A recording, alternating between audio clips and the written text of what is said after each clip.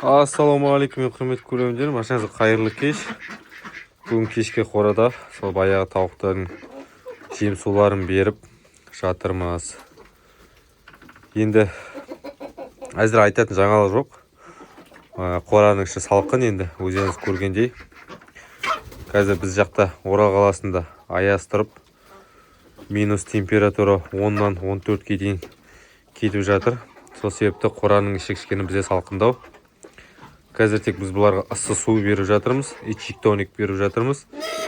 Сосын кебекпен куринер зерно сместі араластырып, ыссы суға араластырып беріп жатырмыз. Өздеріңіздің ащы қоспаларыңыз болса, тауықтарға беруге беріңіздер. Ащылардан горчица сияқтылар берсеңіздер, тауықтар оны жеп, денесі қызып, ыссы болып, жақсы температурада жүретін болады. Менде қазір горчица бітіп кеткен. Ала осы бір-екі күндікте горчица алып магазиннен семдеріне қосып, бұларға тауықтарға беретін боламыз. Әзірге бәрі баяғыша.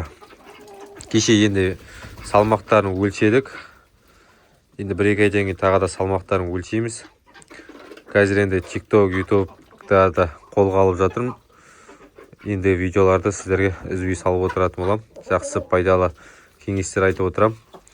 Тек енді күнделікті бір видеоны сүре бергім келмейді, айналып келіп. Сосын сіздер комментарий жазып кетіңіздер, идея тастаңыздар. Сол сіздердің идеал тастаған идеяларыңызбен арнайы сіздер үшін видео сүріп салып отыратын болам. Енді жұмыртқа туатын видеоларды қыста қалай жылытамыз, оның барлық видеолардың барлығын енді мен өзім TikTok, YouTube каналыма салған болатын. Кіріп көрсеңіздер болады. Енді басқа да жақсы видеолар салғым келеді.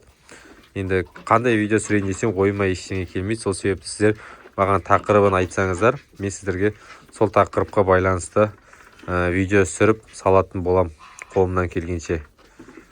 Жақсы достар, келесі видеода көріскенше сау саламатта болыңыздар.